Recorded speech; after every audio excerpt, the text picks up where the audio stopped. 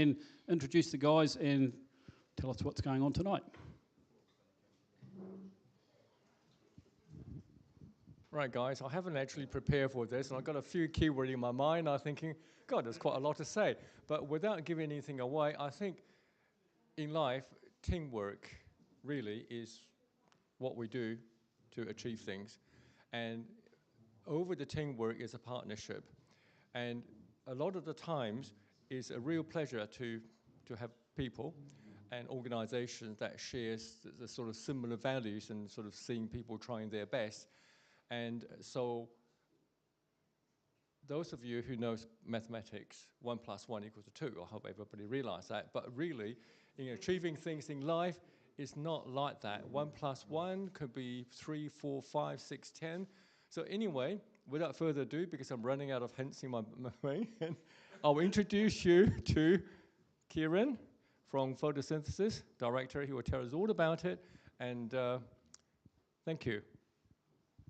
Thanks, Dennis. And thanks, everyone, for having us along tonight. I've been talking with Dennis for a very long time, and it's been a really exciting thing that we've been developing for a long time. So it's amazing that we're able to bring this to fruition. But you probably don't know what I'm talking about yet, because I haven't even started.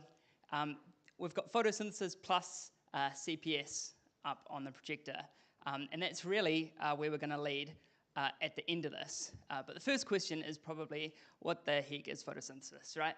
So luckily, we're here to tell you.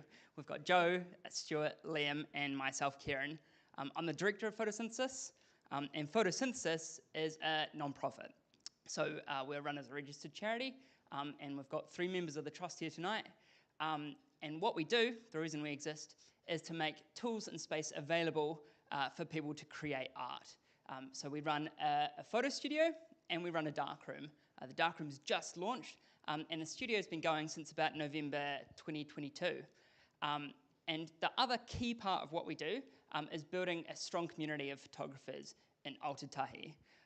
And the way we do that is through events, through bringing people in, and really, I think that aligns very closely with what CPS is. So first of all, the studio. Photo credit to Liam for this one.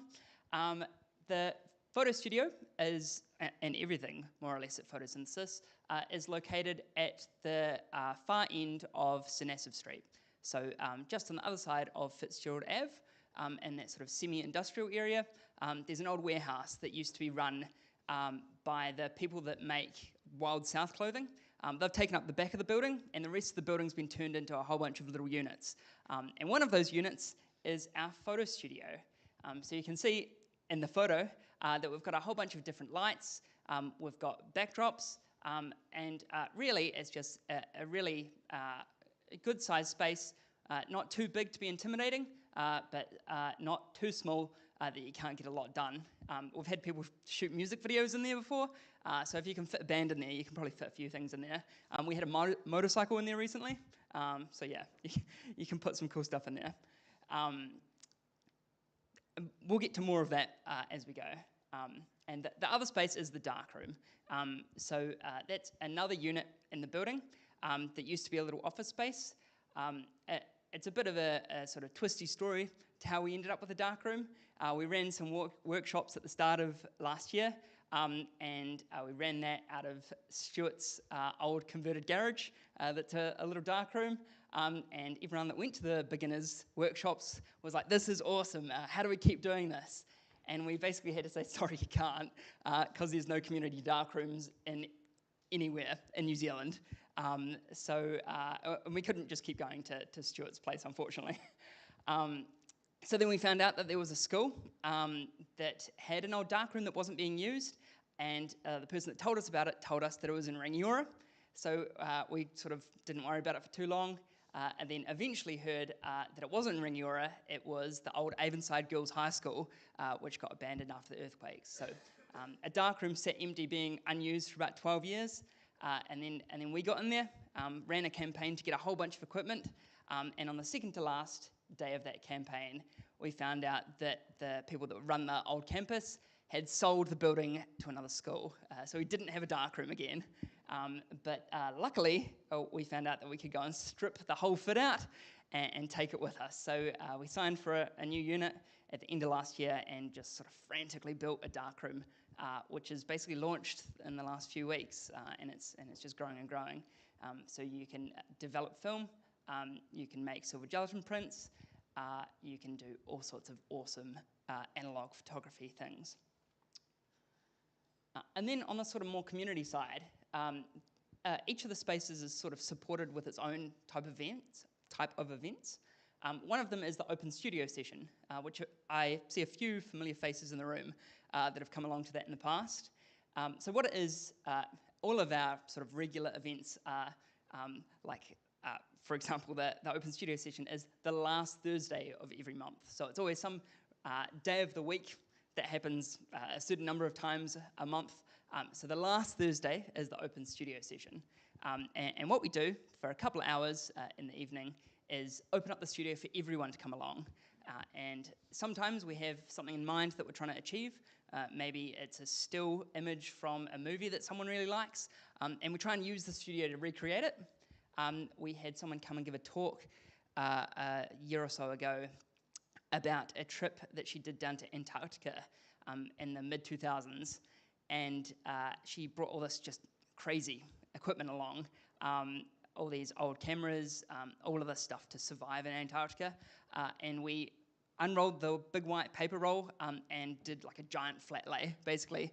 She was lying in a sleeping bag in the middle and just the gear was everywhere around her.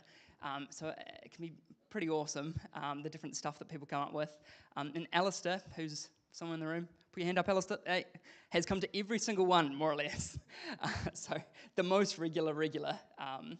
The other thing we do is giving people a solid sort of background into using the studio. We price the studio to make it as affordable as we can. And last year, when the price of everything was going up, we put our prices down because we really want people in there making. But Photosynthesis didn't exist before November 2022. So chances are you haven't been in a community photo studio to learn what to do. So we run the Studio 101 Basics workshop just to give people a decent hands-on go of how to use a photo studio and really get a good grasp. And that's something we developed with one of the University of Canterbury interns that works with us as part of our sort of relationship with the University of Canterbury as well. There's also events that go along with the darkroom. So one that we've just launched on Waitangi Day, actually, is the Analog Club. So what we do on those days, which is always the first Thursday and the third Thursday of the month, is to open the darkroom and open the studio. And we have printmaking being done in the darkroom and film development being done in the studio. But we make it free for anyone to come along just to hang out, see the cool stuff that other people are doing. And if you want to have a go, use any of the equipment. Say you've got 5 rolls of black and white film that you think you can get through in 2.5 hours. No matter what you want to do, you just pay $20 and you go for it. So it's a really fun night of just people making stuff and using really cool techniques to create things. And you're always going to learn from the person next to you who's doing something a little bit different. And the sort of more structured side of that is Darkroom 101 basic workshops, which follow on pretty closely to the ones we ran last year. We run them on Sundays, so the sort of morning session of the Sunday, which at the moment is every Sunday in February, but we'll drop it down to just one Sunday every month, depending on demand, I guess.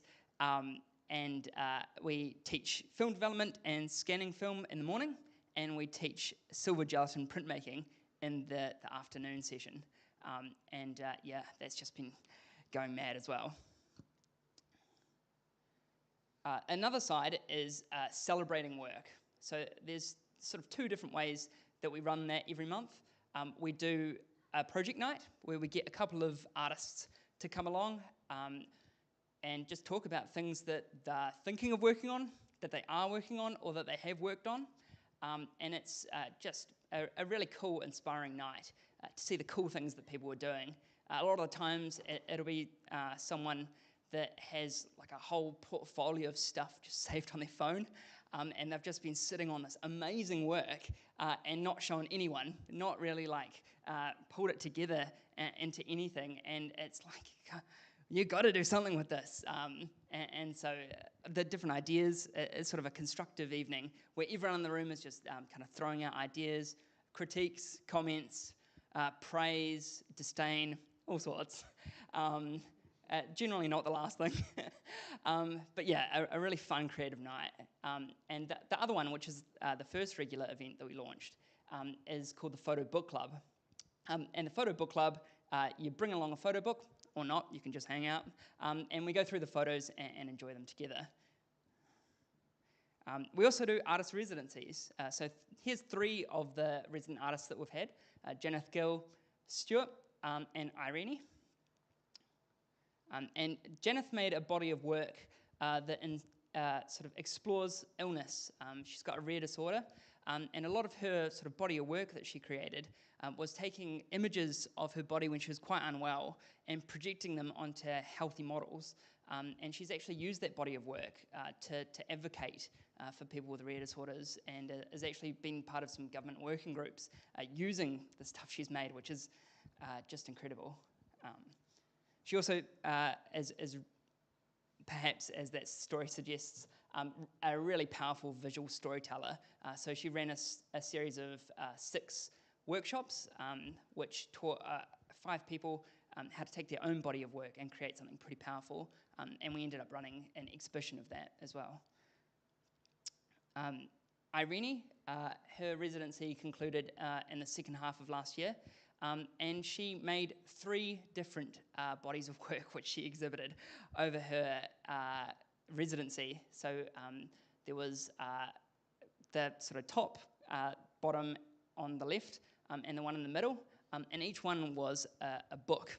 So she created a whole photo book with different sort of graphic design elements as well, and just put them on the walls basically. And she used these really creative binding techniques.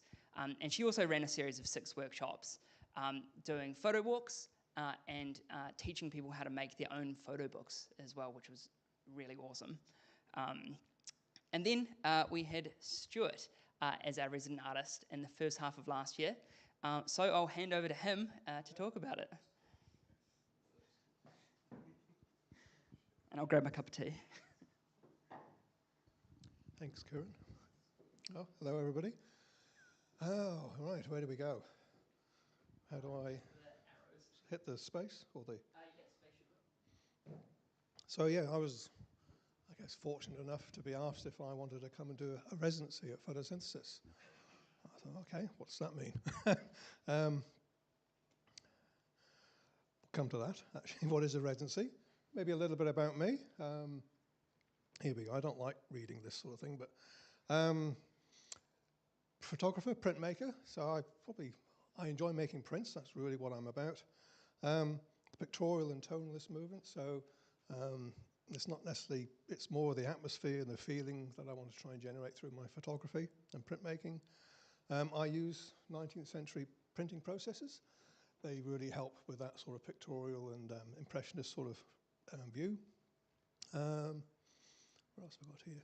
Yeah, the journey making a print is as rewarding as the final print sometimes, and also frustrating as well when it doesn't really work.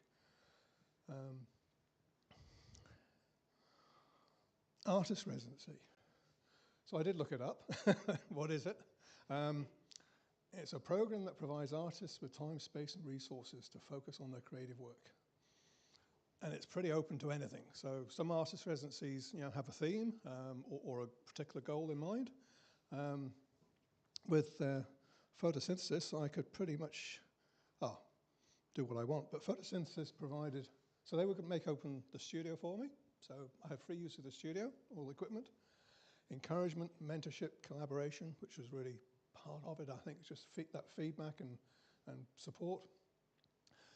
Also did a lot of work actually generating some funding for it. So we got some funding from Creative New Zealand to actually run the residency. So that was to run some community days. So we done some open studio days and we did some workshops, which Kieran's just talked about in terms of printing and film development, and also to run a couple of exhibitions as part of the residency. So the residency was self-directed. I could do what I want. And I've actually found it really helpful when you tell somebody what you're going to do, you're more likely going to do it. And that's a really cool quote, I think. You know, whether you think you can or you think you can't, you're right. So the more people you tell and the bigger you tell it, the more likely you're going to get it done. So I put myself out there and said, what am I going to do? So have I got colour work? So most of my photography and printmaking is monochromatic, and probably the last several years, black and white or various tones or hues of a single colour, sometimes with maybe a duotone type of effect. So I really wanted to make colour prints. And I've had a go, and they sort of work and they don't work, and never really had the time or the space to actually really focus on making some colour prints. So this is really what the residency was about. And I wanted to use a alternative process. So I decided to use carbon printing. It's one of the first permanent photographic printing process, and was also in the late 1800s developed for colour printing too. So it's one of the very early colour printing processes. And it was definitely a challenge. So, and we had a few problems along the way, and we ended up making trichromes, which I'll talk about as well. So that sort of evolved, but the main idea was to develop a printing process that I could use then in my own work. We kicked off with an exhibition at the Art Centre of my, I guess, current work or previous work. And that was quite interesting too. So I think we were within about 3 days of having an exhibition at Photosynthesis, and we got the rug pulled out from under us for a number of reasons. So we did manage to find another place, and we found that the Art Centre was available. And it actually worked really, really well. It's a gorgeous space. I think I put up 50 prints altogether. 28 of them were framed. Half of them I framed myself, so I ended up learning how to frame my own work, which is a bit of a learning curve. And there's some silver gel, some prints there of Ellesmere, some pinhole pictures, platinum printing, cyanotypes, carbon, gun bichromate, and some silver gelatin prints. So it's a bit of a, I guess, a smorgasbord of different printing techniques. And that ran for a week, that's right, yeah. So that was sort of to kick off the whole residency. So during the residency, which did I show you? It ran from about February, officially went from February to end of May. But I did start on it probably the November prior, because I knew I needed to do some work beforehand. This is not going to be easy. But during the residency, we did open studio days. So I think every Friday, the studio was open for anybody to come along, see what I was up to, get involved, and actually do some sittings for me as well. So that was quite interesting. And we ran some workshops too. So during the residency, we ran some workshops on developing black and white film, and also making silver gelatin prints, so using an enlarger to make some prints. And that was really successful, and that sort of led on, as Kieran has talked about, so finding a permanent darkroom. And Christchurch has got the only community darkroom in New Zealand. So that's something pretty cool. So I think we ran 4 or 5, I can't remember, workshops. Back to carbon printing. 1855, they used to use the soot out of the chimney as the pigment. Make black and white prints. Lewis, I'll call him Lewis, I can't pronounce the full name, so we'll come back to him. He actually developed it for colour printing too later. It was widely used as a commercial printing process, and actually cost more than platinum printing. Not so much for the materials, but for the time involved to make a carbon print. I have brought some along, so do have a look. They do produce rich, deep blacks. I'd say good control over the tonality, in theory. And some of the prints, if you hold them, you might need to lift them up. You'll get a bas relief on the print. So depending on the surface it's printed on, you'll get a true relief in the print, depending on the shadows and the highlights, so which you can either accentuate or you can remove if you want. And they're archival. It's carbon black, so they will last for hundreds of years. So if you've seen some very early carbon prints, they're as good now as when they were first printed 120 years ago. So monochromatic, that's one of mine. So black and white carbon printing. I'm sort of getting a hang of it, but I want to make a full color image. So that was the goal of the residency. Making a carbon print, we'll see how we go with this. So to actually make the carbon print, it's a mixture of gelatin and carbon black or pigment. I'm using yellow, magenta, blue, and black pigments in a gelatin matrix with some sugar, keeps it flexible, and a preservative to stop it going moldy. I'll cook it up in a jar and melt the gelatin and get it all homogenized. And I did bring a couple along. So when it's molten, I pour it out onto a piece of yuppie or plastic paper, and that's what they call a carbon tissue. So it's about 4 mils thick when you pour it, and then after about 3 or 4 days, it dries down to about maybe 1 millimeter thick. And that's the tissue, so that's what's used to make the print. It takes about 4 or 5 days to dry, so this whole process might take a week to actually make even the basic styling materials. So, and actually, during the residency, I took 6 weeks off from work too, so if I wanted to get this right, I just had to focus. So it was actually really good. Took 6 weeks off.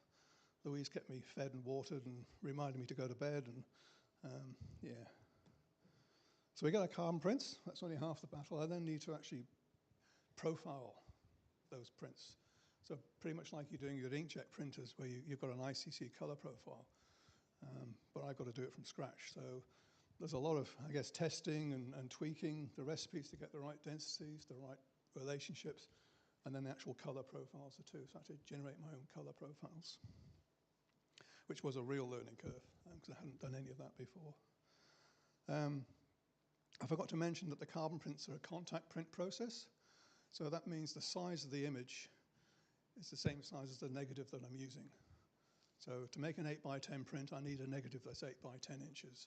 So, and I'm using digital negatives. So I might be shooting with film, scanning, and then enlarging in Photoshop, and then printing it back out onto an acetate material, which is what they call the digital negative. In that middle picture there's, I've got a negative for each of those different color layers, cyan, yellow, magenta, and black, and I need to put them in register. So that's how I'm sort of registering my negatives on one of those old school projectors, OHP projectors that you use to count. And the next tray is actually developing the print. So it needs to be sensitized.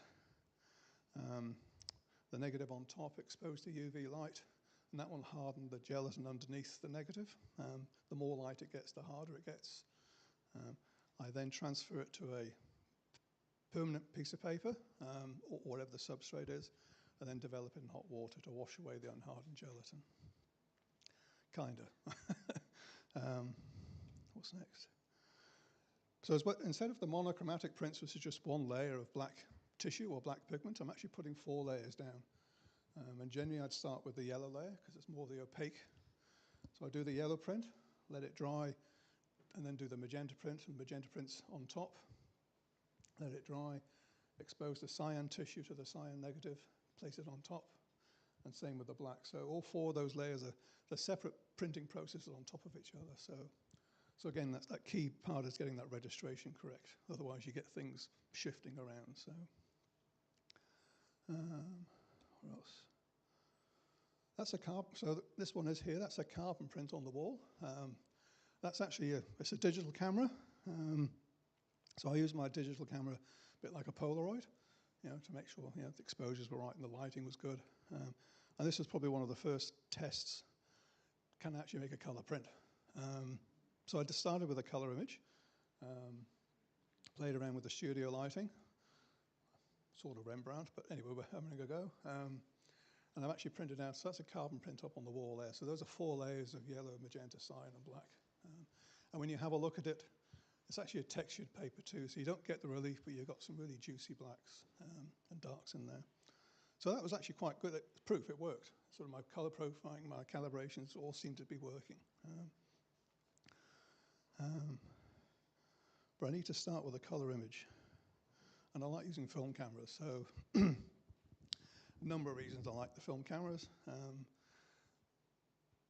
Every image is more considered, I think, because you've only got 12 on a roll, or you've only got a couple of sheets. So I find that they count more often than if I had sort of a gigabyte or whatever it is. So I chose color negative film, C41, because it was easy to get, and I could develop it at home too with the kits. Or so I thought. It kind of worked, but it wasn't really consistent. I think my film developing really wasn't that consistent, so I was getting color casts, and it was getting, and then they ran out of stock, so they hadn't got any chemistry left, so I don't know what to do. Photo and video, Ferry can develop C41, but they don't do 4x5 film, so I was a bit stuck. Until I thought of, well, we can make what we call trichromes. So 1861, this is the first color image. So Maxwell and Sutton, is it? So they worked on actually taking a scene through using black and white film or black and white emulsions, but shooting the scene 3 times through red, green, and blue filters. And when you take those negatives or slides or lantern slides, and then project the same color light back through each one, and register the images on a wall, you'll get a color image. And that was the first color image. It's projected, so the trick was to actually print it, and that's where our French friend Louis came in. So, and this is where color photography started. So this is how it all really started. So projecting the light, you're actually creating white light. So if you put red, green, and blue light together, you get white light. So it's called an additive process. The print process is the opposite. We're actually taking away light. So you start with a white paper, and if you put red, green, and blue pigment down, or magenta, cyan, and yellow, you'll get black. So it's a bit of a tongue twister, but so it's converting from additive to subtractive, and that's where our French friend came in. He actually used cyan, magenta, and yellow pigments, but he was able to then generate color prints for the first time, and this is in the late 1800s. So I thought I could use black and white film. I'm pretty comfortable with developing my own black and white film. I just need to get myself 3 filters. So I got myself a red, green, and a blue filter, and took a photograph of the same scene through each of those 3 different filters, developed my 3 negatives, scanned those into Photoshop, and then in Photoshop you can then, those 3 layers, you can blend those 3 layers together by assigning each one to the red, green, and blue channels. So there's a couple of different ways you can do it, but it's pretty straightforward. You say that's the red channel, that's the blue, and that's the green channel. And as soon as you've done the last one, it sort of snaps together as a color image. And it's, wow, it's quite amazing. So I've got my color image. I then need to split it back out into CMYK. So again, in Photoshop, you can convert to CMYK and then print off your separations onto your negatives. So it's a bit of a long process. Where am I going? So that prints on the wall. That's made with black and white film. So again, shooting that same scene in the studio, nothing's moving. Exposure's controlled. I've got the lighting, so I can measure the light, and that's the other thing. Those 3 different filters have got 3 different effects on the light. I need to compensate for each of those filters. It's 2 to 3 stops. And we run into reciprocity, which we mentioned earlier too, so my exposures are getting relatively long. But that's a color image, and that's the print on the wall. So this is pretty cool. It's sort of working. And that's another one. That's black and white. This time it's outside. The wind, if you have a really close look, you'll see maybe a few of the leaves have moved, and you get a bit of a magenta tinge or a cyan tinge. And if you look really carefully, Louise's eyes, she might have a magenta eyebrow or something where she blinked. But that's made with black and white film, which I thought was pretty cool. And the color print process that I developed. What happens when things do move? So this is where it got really interesting. Have a look at the print, but between, I'm not sure, it might have been the blue filter, the leaves moved, or actually I blew on them.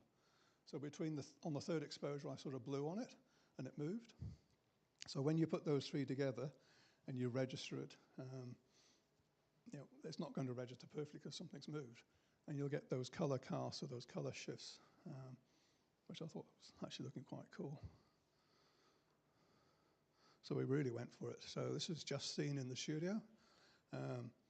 She got really long hair, so we got a little, actually a bit more than that, one of those vacuum things that you blow your leaves off your path. We put that behind her, and her hair just went, and we shot 3 exposures. So because her hair is moving, it's obviously registering on one or more of those different exposures. So quite sort of psychedelic. But she did pretty well. She didn't blink. Well, not that you'd see, but yeah. And actually, well, these things were probably taking maybe 5 or 6 minutes to do because by the time I've changed my, so I'm shooting on large format films, so I've got to change my film holders, put my filters on, make sure I'm reading the light correctly, take the exposure, don't move or move, and then another minute or so to get the other one ready. So it's a bit of a long process. So things are moving. What happens when light changes? This is up in the Lewis Pass in the beech forest. Pure blue sky, not a cloud in the sky, sort of midday-ish, probably not the time to take photographs. But you can see the shadows moving through the forest. So this, on purposely, I waited probably 5 minutes between each exposure. And you'll see just the effect of the light moving across the forest, which is where you're getting, some of them are registering on the blue filter or the green filter or the red filter. Yeah, sort of candy floss, sort of pop. Quite surreal. And then we really got plucked up enough courage to go and stand on New Regent Street with a big camera and a hood. Well, I had the hood over me, so I could sort of keep out of the. But for a quiet, shy sort of reserved person, that was quite a challenge to actually stand there in the middle of the street with a big camera. And it was really cool because I knew I was after this sort of thing. Different people in different parts of the exposure. What I didn't actually pick up until I came to print it, but there's a nice color swatch on the wall there. So if I really wanted to do some color profiling, I've got a nice sort of set of colors on that shop window, on that shop banner. But yeah, the sun was right down the end, casting the shadows, and obviously with different people moving through the frame at different times, they were registering on one or more of those. And you see how the clouds are moving? So you're getting those pinks and blues sort of tinging off. And this is another one. I waited ages for nobody to be in the way. And I'd get through 2 exposures and, start again. And in the end, I just took it. And this would have been the blue filter, which is usually the last one I took, because it's 3 stops extra time. And somebody walked into the frame. I thought, oh, well, yeah. But I think it works really well. Just that sort of ghostly sort of, yeah. And just the way the light moved that 10, 15 minutes, you got those pink clouds and the sort of surreal sort of look, which sort of kind of goes with the image as well, or the scene. So that actually that actually turned into the focus of what I was doing, looking for this movement on purposely waiting between each exposure, looking for these sort of effects.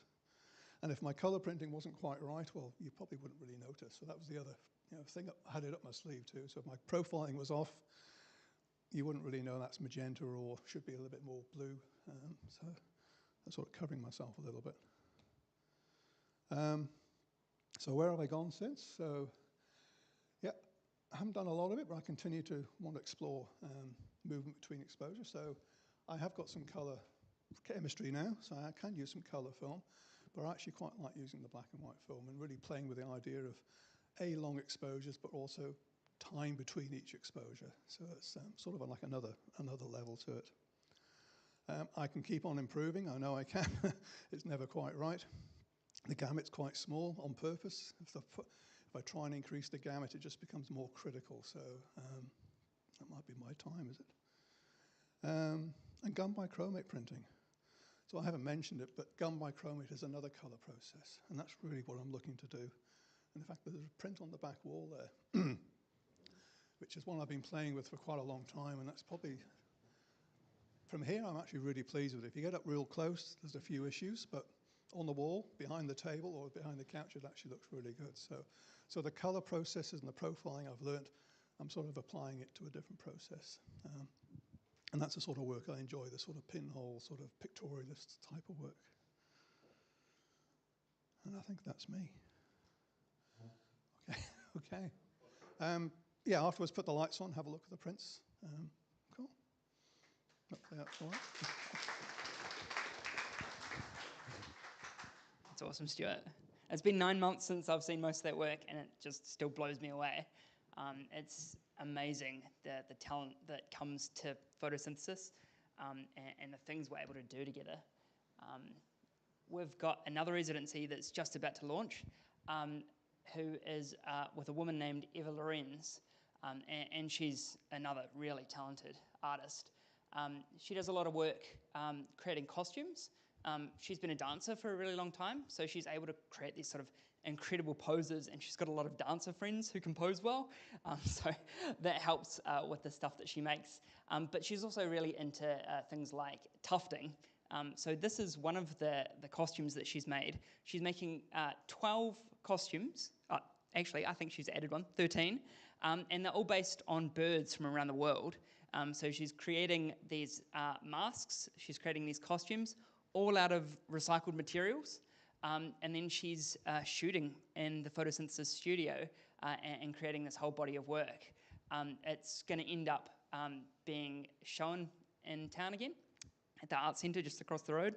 And there's going to be a parade of all the people in costume through the central city, leading people to the exhibition. She's doing a whole series of workshops as well. And one of those is related to the exhibition that we're going to do to launch Eva's residency, which is on experimental manual effects. So Eva's kind of the master at going to the local thrift shop and picking up some really crazy, wacky stuff and using it to create really cool images. So she's made all sorts of things like kaleidoscopes. There's like this little 50-cent jewel that she picked up, and she shoots through that and you get all this crazy... Anyway, I'm not going to spoil any of it, more than I already have, putting an image up. And we've just got even more funding from both Creative New Zealand and Pub Charity to be able to really bring this together. So she's going to run 7 workshops on posing, experimental techniques. One's called Things in Hands, so you can learn about things and you can learn about hands. And that's going to kick off at the end of next month. So keep an eye out for that. Another thing we do, which is just really awesome, is we got some funding from the Rata Foundation to cover some of our key expenses. And for that, we make it free for some people to use the studio. So we run this thing called the fully subsidised scheme, where people come to us with projects that meet certain criteria. So they involve underrepresented groups. They need the funding, they need the support. They're going to make something pretty substantial, and it's going to see an audience. So maybe they're going to exhibit it, put it up as a YouTube video, who knows what.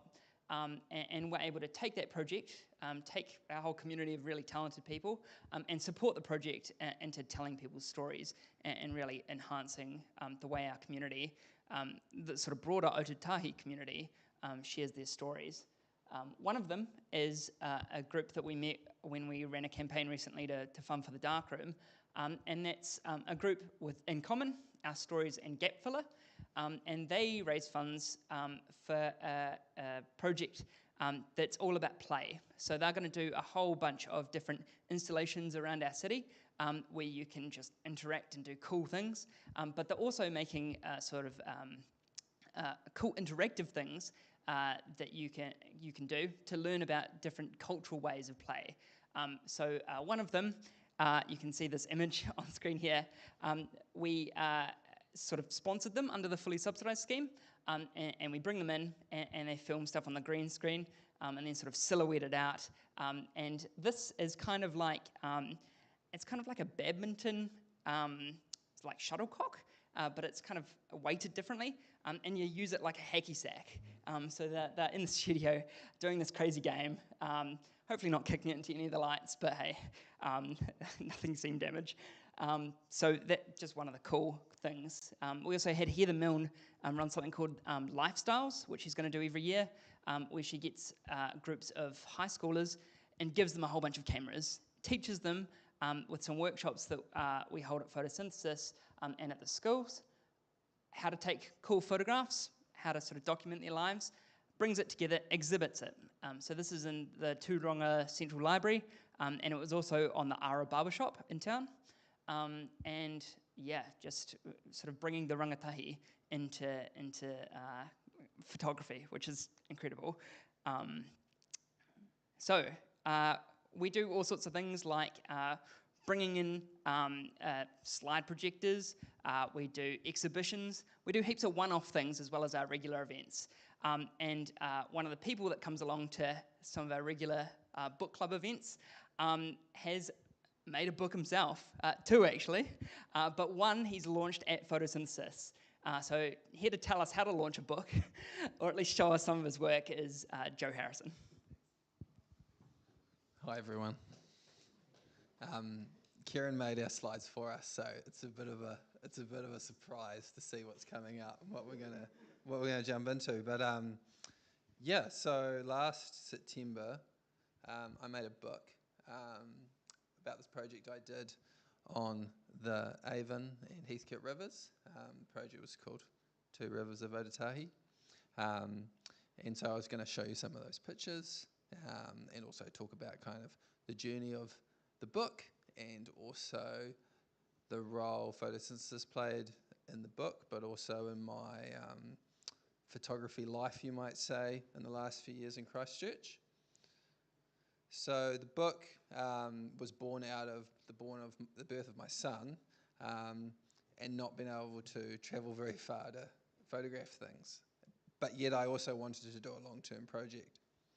So I thought, I'd found a book by another photographer, Kieran Drake, which was about these rivers in Central Asia, which is a place I've spent a bit of time.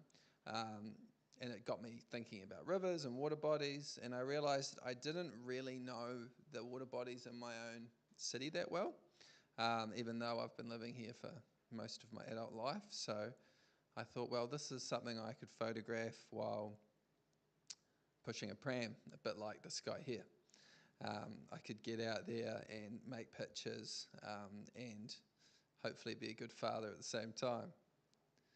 And as the project expanded, I found myself obviously in places like this by the estuary where the Heathcote and the Avon meet, but also up on the Port Hills, which is where a lot of the water, effectively these, a lot of the rivers on the Port Hills, they start in the Port Hills. It's that kind of mountain catchment.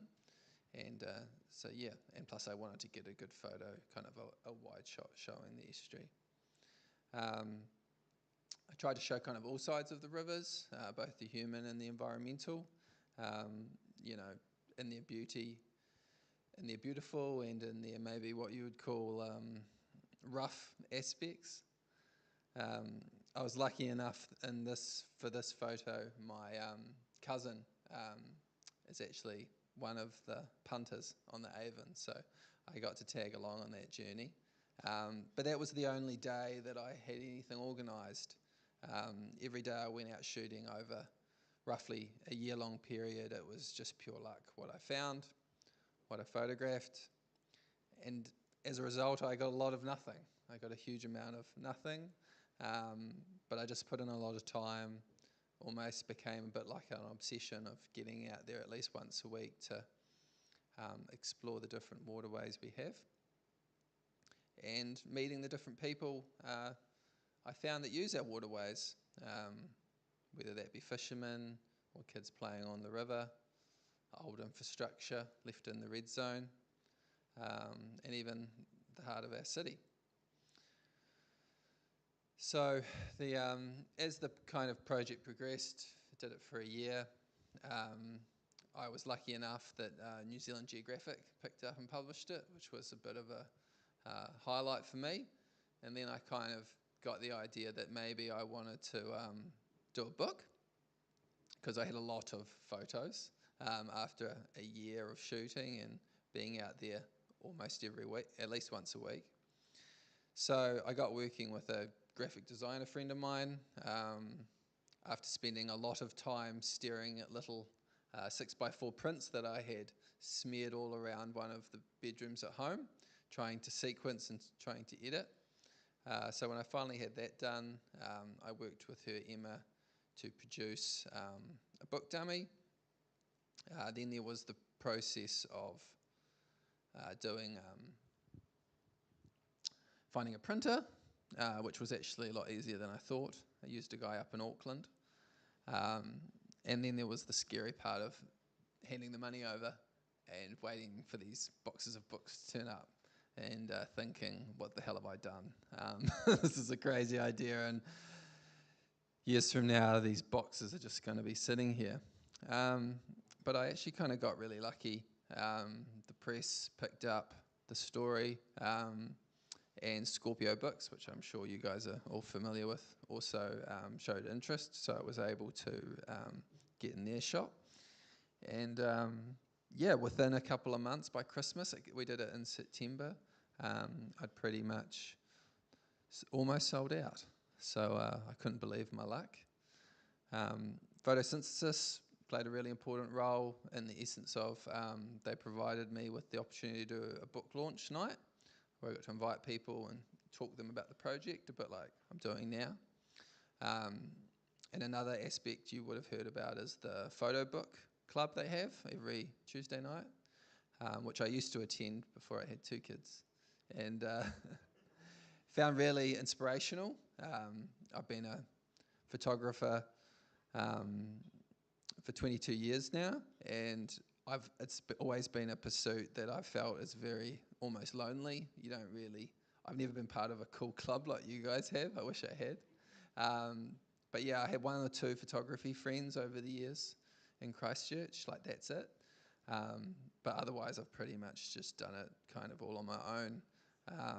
So it's been really fun to interact with other photographers, particularly through events, the Photo Book Club. I learnt photography through photo books, so they hold a special place in my heart. I think they're really cool objects, and having made one now, I've seen the hard work that goes into it, so I have a newfound appreciation for them. So I've always loved the way Photosynthesis provides not just a place for studio photographers to go, or artists to practice their darkroom techniques or to learn about lighting, but also for natural light photographers like me, you might say, to socialise, to learn, to look at some expensive book that you can't afford, but someone else in the book club's dropped $100 on, that kind of thing. It's just really fun to do that and to mingle and talk shop a lot like what you guys do. So when I finished the Two Rivers project, I decided, well, I've started on this water-related people and water, so I'll keep it going. So I moved on to, anyone guess where this is? Lake Ellesmere, Te Waiora. So I moved on to focus on Lake Ellesmere, particularly the huts settlements that are located around Lake Ellesmere. If you read the paper, you would know that a lot of them are closing down, their leases are running out, and the different landowners, due to numerous reasons, kind of want their land back or don't think it's safe for them to live there anymore. So they're being asked to move on. But it was a really cool project I did also for a year. I seem to have a 1-year project kind of time frame these days.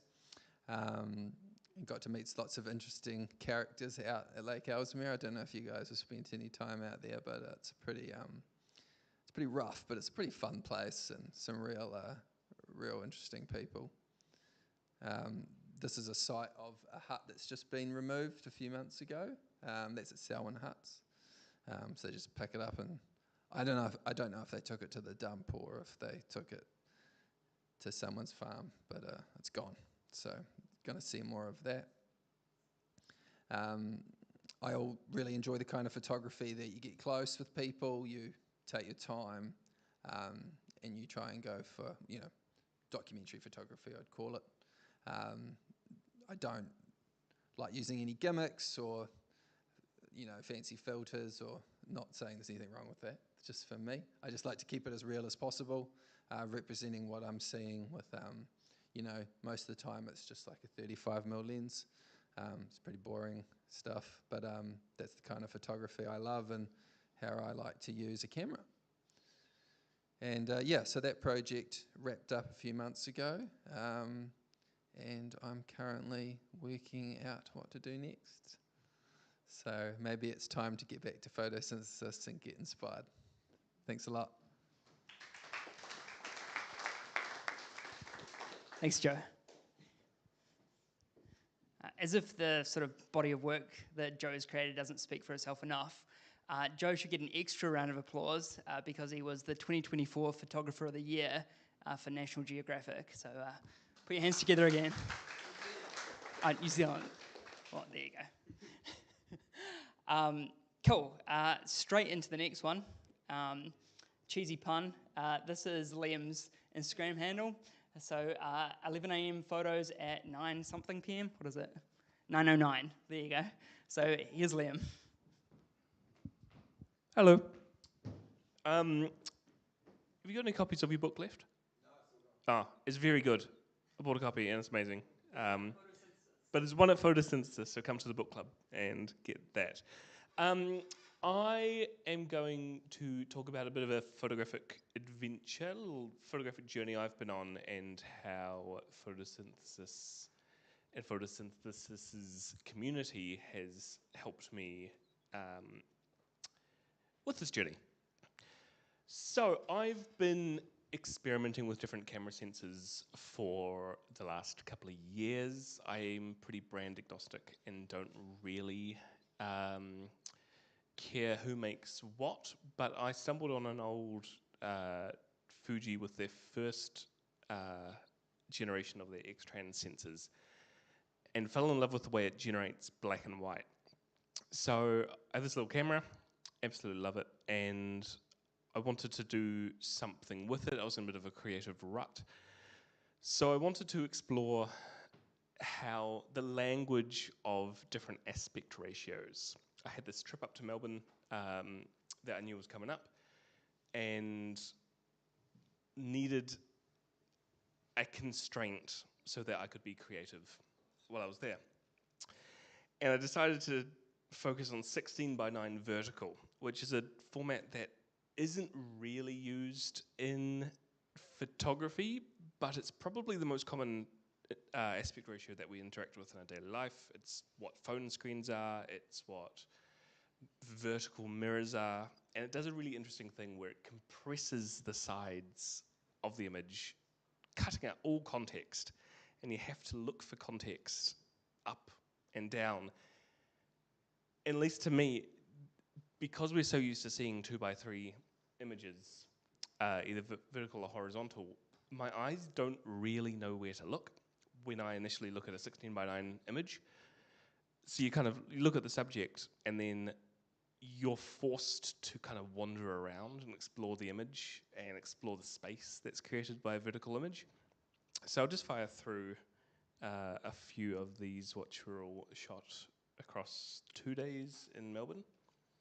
Oh, and what I'll do while you're looking is pull out my notes, because otherwise we'll get lost.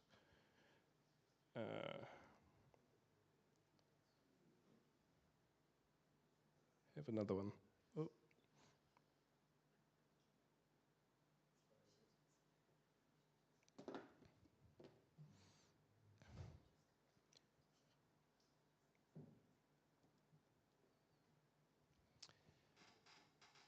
I find it a lot easier to shoot in a space I'm not familiar with. There's something about being in Christchurch that, because you see these things every day, you don't really see them as novel, and it's difficult to get excited about them, whereas in a new space, somehow it's all different and new, and mundane things become interesting photos. So that really helped with this little project. And also Melbourne's just so beautiful. I spent a lot of time around this kind of Chinatown area shooting life. It was also nice that there was life after 8 p.m. in the CBD.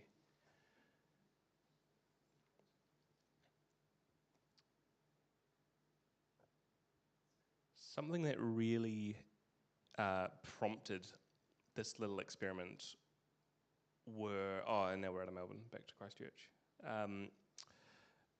was the community events that are held by Photosynthesis. In particular, the project nights and the photo book club. The photo book club's really good because it's Queenstown. It exposes you to photography that you might not have a particular interest in or weren't even aware of. But when you go around the circle and everybody talks about what's exciting about a particular photographer or a particular image or whatever it might be, you kind of pick up, you get it from somebody else's point of view. So that's a really good way I've found to find inspiration. And the other one is project nights, and this is, I think, subconsciously a big element in this project, where I presented one night, and there was a fellow who I'm blanking on his name now, but it was a very good. He did a few weeks in Japan and was shooting horizontally in the X-Pan format, which is 1:2. Somebody in this will know. 1:2, 1.2.3, whatever it is. Really narrow, skinny images where it's a similar kind of thing to these vertical skinny images where you lose a lot of context and you're forced to look for it. And I really liked that. So I guess subconsciously, stole his idea, turned it around, and I really enjoy how these look. There was a ghost in that old mining village. It was really good. Rosy.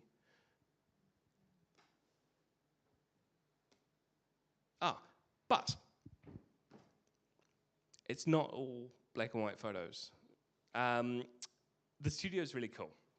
I use it really frequently, and my favorite thing about it is being able to show up just with a camera, pull out all the lights, pull out 7, 8, 9 lights, use them all, put them away, and then leave with my camera. I don't have to lug around all the stuff. I don't have to bring my own flashes. You can just show up. So this was a community. This was Science Alive, who were shooting some products for a new website, educational portal that they were launching, and it was just great to see people in the space. It's great to have these lights. These are probably 2, maybe 3 big Godox flashes used in these.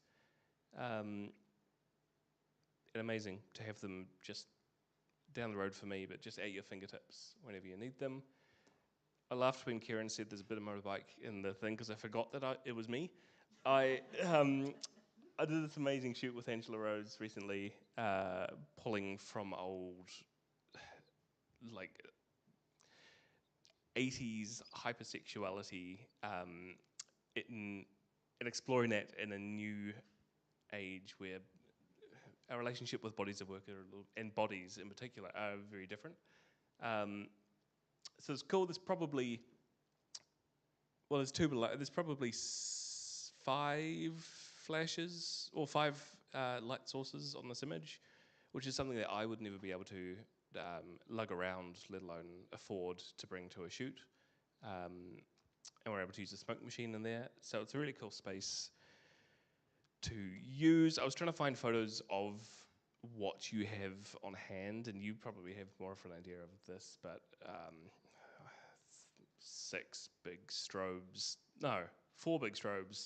3 big RGB gels, these projectors, tube lights, anything you could possibly need in the studio for still life, for the headshots, for whatever. It's a really cool space, and I'm really happy to be a part of it. Cool. Whoa, how's that for timing? All right, cheers.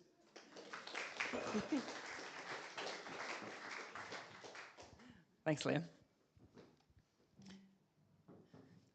And now is the sort of announcement time. where we look at why there's a plus between photosynthesis and your lovely logo. And that is because we've been working on a partnership between our two organisations. And the great thing is that it benefits pretty much everyone in the room pretty directly. So the studio, we've negotiated to essentially have memberships for everyone. So what you can do as a CPS member is use this discount code, CPS Studio, and book any studio session. So there's 2-hour sessions, 4-hour sessions, it goes from there. 2-hour sessions, $99, so take $40 off, basically. So you're spending $30 per hour to use the studio. All the equipment's included. Go for your life. Move stuff around, bring stuff in, whatever vehicle can fit through the door, go for it. There is one requirement though, and that's that you know what you're doing. So we run these Studio 101 basics workshops every month, and CPS has agreed to subsidise $5 of it. And is that a lot of money? Well, it's $25 normally. It's an hour and a half on sort of evening night, 7:30 to 9, and you get 20% off, subsidised by CPS. So if you can come along to the Studio 101 Basics Workshop, you can make a discounted booking using the code. If you feel like you have a good handle of the studio already, and maybe a Basics Workshop's sort of already within your wheelhouse, just reach out to us and we can talk it through and get you in the studio. But this is sort of a really good way to, we limit it at 6 people in each session, so it's a really good hands-on chance of learning how to use a photo studio, because not a lot of people have had a chance before. And it's really good. Yes. There's a few faces in the room that I recognise from going to the Studio 101 sessions before, and some of them speak up.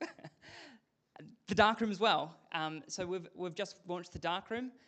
The standard rate is $7.50 for 30 minutes, and you can book out as many as you like.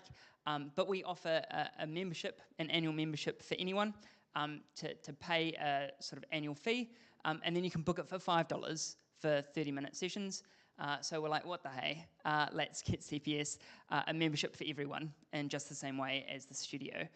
So you use the code CPS Darkroom when you're filling out the form, and it will drop the rate down by a third to book the darkroom out. So they're 30-second blocks, so you could go there all day, and you just and pay for the time that you're going to use. It's not limited to 30 minutes.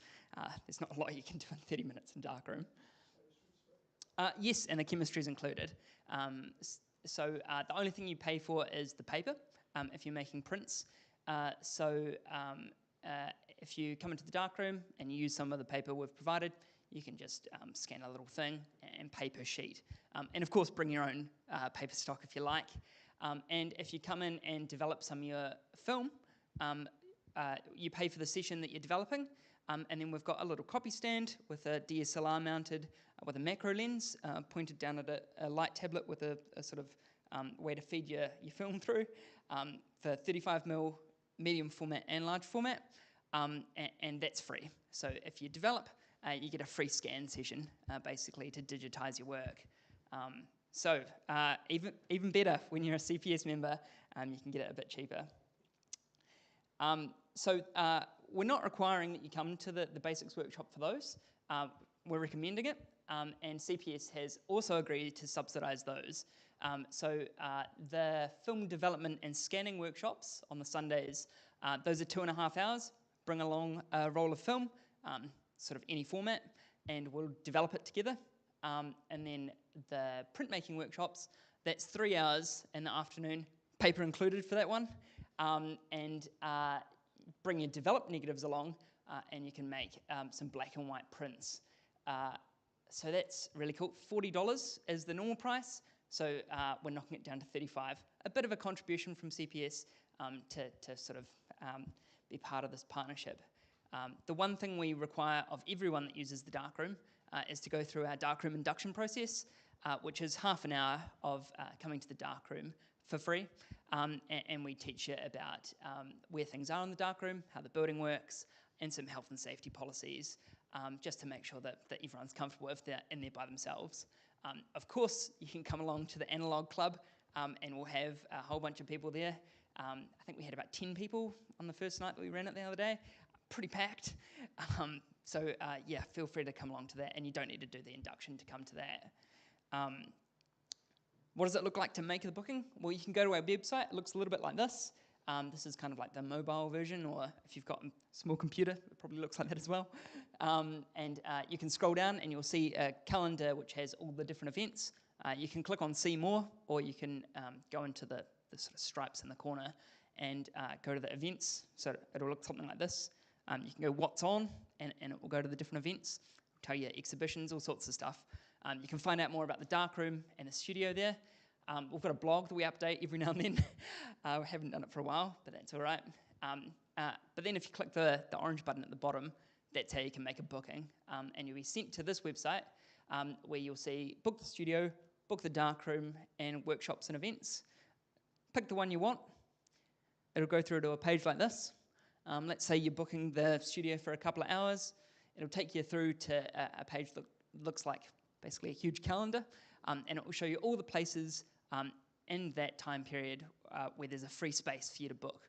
For events, it'll say the different dates that the events are running. You click on the date you want, it comes up with the time it's free. You click on that, and it goes through to a little form that you fill out. So depending on what you're booking, the form will be a little bit different. It's pretty much always going to ask what your name is, and then once you've filled out the form, you'll go through to a payment thing. Probably maybe 95% of the events we run, like the project night, the book club, are free. So rock up. Sometimes we ask you RSVP just for numbers, and if we have to cancel it, we can let you know. But if you're making a studio booking or a darkroom booking, for example, it'll come up with this.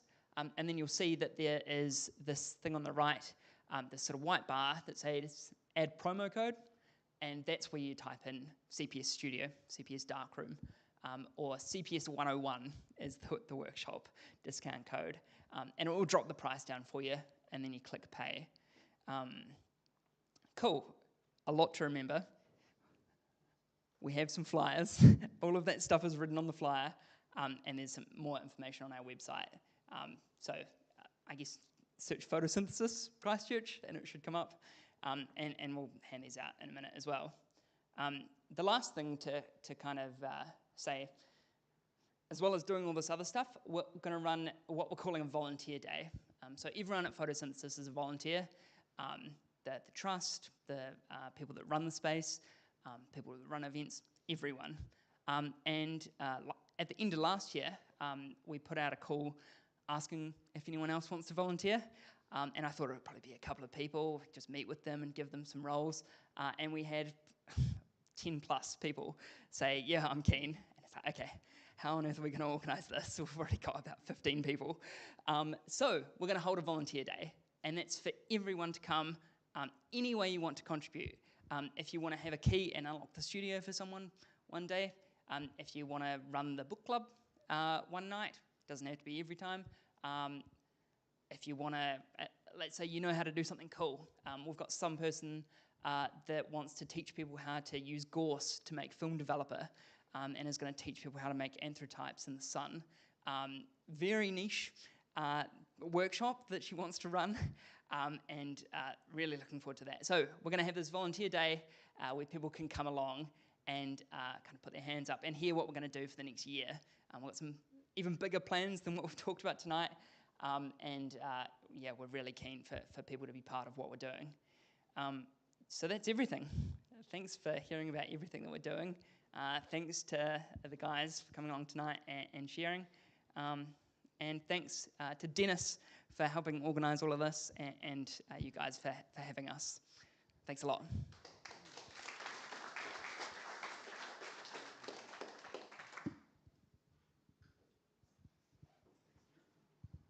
Oh, I can't beat that, so I'm not going to say too much, but other than a huge thanks to Dennis again. He's sitting out in the back room not taking any notice, but he's done all the work. This is really cool, and this is a fantastic opportunity for us to to get stuck in and involved and use their fantastic facilities they've got available at Photosynthesis. And maybe we can have some exhibitions here as well. This is a really cool space, so there's lots of things that work backwards and forwards. There's been a bit of a muck up with MC, so I haven't really worked out properly what's happening, but there's a couple of things that I need to talk about for future things, like hand-ins, for example. The box is here for photo prints. When are that's due, Di? The 26th, so ready to go. They're here tonight or probably next week as well. Okay, so bring those in. And Nicola, can you tell us when the natural histories? She's gone. I think it's the last week in Feb is natural history print. So those are the upcoming things. Next week I want to talk about briefly, it's a kind of basically a photo walk for Mill thing that we're going to do here. So everybody arrive here, bring your camera, bring your legs and be ready to have a wander around the local area. We're going to put together a bit of a sort of some suggestions. Dennis has sounded some out, but we'll put some through and throughout the week of saying this is what we're looking for on the photo walk. What I've thought about while the photosynthesis guys were here, the aim is to come back here sort of 8 to 8:30, and then we'll just have an elongated social session after that, after having an hour and a bit walk around. So why don't we copy them and have a photo book session next week? So what I'm going to suggest to everybody is when you come along with your camera, also go to your bookshelf and find the coolest photo book you've got. So books of photographs by photographers, and bring it along and we'll borrow their session, because I think that's a really cool idea. And that's just something to talk about while we're sitting around being social. That pretty much is it. I can't think of anything. Dennis has got some more. Yeah, Dennis.